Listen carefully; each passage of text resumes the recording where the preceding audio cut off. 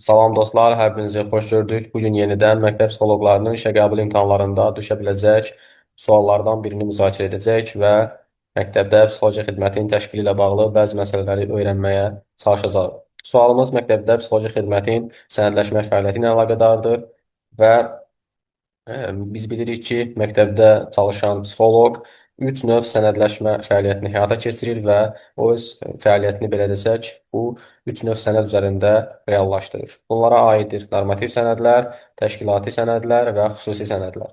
Qısaca məlumat verim ki, normativ sənədlər psixoloqun fəaliyyətinin norma və standartlarını müəyyən edir. Təşkilati sənədlər onun birbaşa praktik fəaliyyəti ilə əlaqədardır və o fəaliyyətinin təşkilini həyata keçirir. Xüsusi sənədlər isə psixoloqun hər hansı bir testlərdə və müayinələrdə əldə etdiyi nəticələri müəyyən edir və bu sənədlər daha çox psixoloqun özünə aid olur və onu digər şəxslərlə adətən paylaşmır. Bu sualımızın izahına gəldikdə isə biz bunu belə uyğunlaşdıra bilərik. Xüsusi sənədlər qrupuna biz aid edə bilərik psixodiaqnostik müayinə protokolunu, çünki dediyimiz kimi xüsusi sənədlər birbaşa psixoloqun özünə və onun əldə etdiyi nəticələrlə bağlıdır. Bu nəticələr də adətən kənar şəxslərlə paylaşılmır. Daha sonra biz burada aid edə bilərik psixoloji xəritəni. Bu da hər hansı bir şagird haqqında əldə olunmuş psixoloji məlumatların toplusudur. Bu məlumatlar da xüsusi sənədləşmə qrupuna aiddir. Təşkilati sənədlərə biz aid edə bilərik illik fəaliyyət planını. Biz qeyd etdik ki, təşkilati sənədlər psixoloqun birbaşa praktik fəaliyyəti ilə əlaqədardır və bu sənədlər onun fəaliyyətini təşkil edir. Daha sonra biz illik, aylıq hesabatları da psixoloqun təşkilati sənədləri kimi qiymətləndirə bilərik.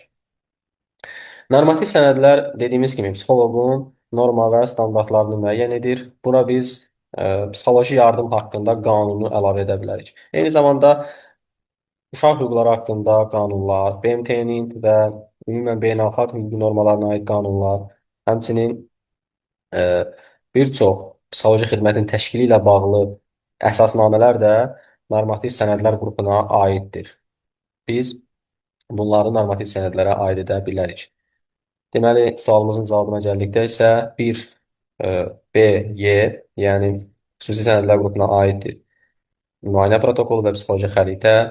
2 AD, yəni təşkilati sənədlərə aiddir. Fəaliyyət planı və hesabat.